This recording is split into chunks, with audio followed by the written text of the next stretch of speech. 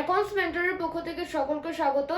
আজকের ভিডিওতে হচ্ছে তোমরা যারা এইচএসসি 26 ব্যাচে রয়েছে তাদের এখন হচ্ছে টেস্ট পরীক্ষা চলতেছে, আর দু একদিন পরে হচ্ছে তোমাদের বাংলা প্রথম পত্রের পরীক্ষা। তো যারা এইচএসসি 26 ব্যাচে রয়েছে তাদের হচ্ছে তোমাদের ফুল সিলেবাস, আগের ব্যাচের হচ্ছে শর্ট সিলেবাস ছিল কিন্তু তোমাদের ফুল সিলেবাস।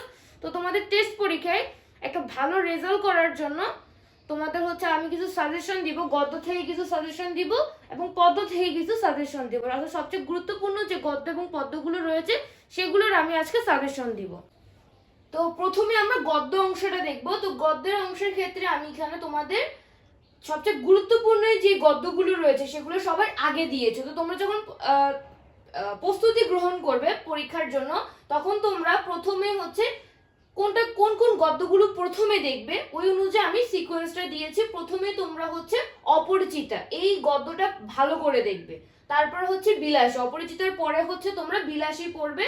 তো তোমরা যখন এখানে এগুলো যখন প্রিপারেশন নিবে বা প্রস্তুতি নিবে তখন তোমাদের প্রথমেই একবার হচ্ছে তোমরা গল্পটা পড়বে, তারপর পাঠ পরিচিতি, তারপর হচ্ছে লেখক পরিচিতি, পাঠ পরিচিতিটা ভালো করে পড়বে। তারপর তোমাদের বিগত বছরের যে বোর্ড প্রশ্নগুলো চেষ্টা করবে তোমরা প্রত্যেকটা গদ্য এবং পদ্য অংশ থেকে বিগত বছরের কিছু প্রশ্ন, বোর্ড প্রশ্ন তোমরা দেখে যেতে।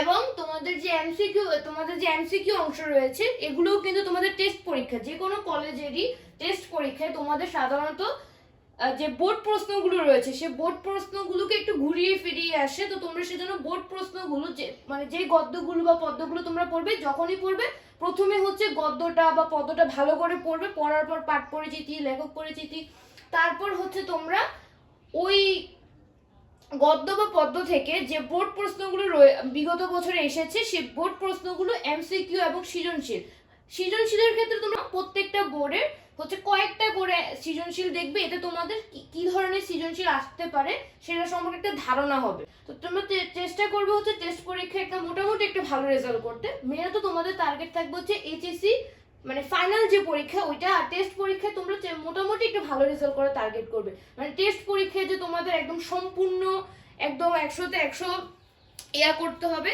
এমন না, মোটামুটি একটু ভালো রেজাল্ট করার চেষ্টা করবে আর মেইন টার্গেট তোমাদের ফাইনাল থাকবে। তো তোমাদের যাই হোক, এখন আমি বলি যে অপরিচিতার পরে তোমরা যেটা তোমাদের জন্য সবচেয়ে গুরুত্বপূর্ণ যে গদ্যটা সেটা হচ্ছে বিলাসী, তারপর হচ্ছে রেইনকোট, তারপর হচ্ছে যৌবনের গান, তারপর হচ্ছে অর্ধাঙ্গী, তারপর হচ্ছে সাহিত্যের খেলা, তারপর হচ্ছে মাসি বেশি। প্রথমগুলো হচ্ছে বেশি ইম্পর্টেন্ট এবং শেষের যেগুলো এগুলো একটু কম ইম্পর্টেন্ট। তো তোমরা চেষ্টা করবে এই গদ্যগুলো ভালো করে পড়ার জন্য।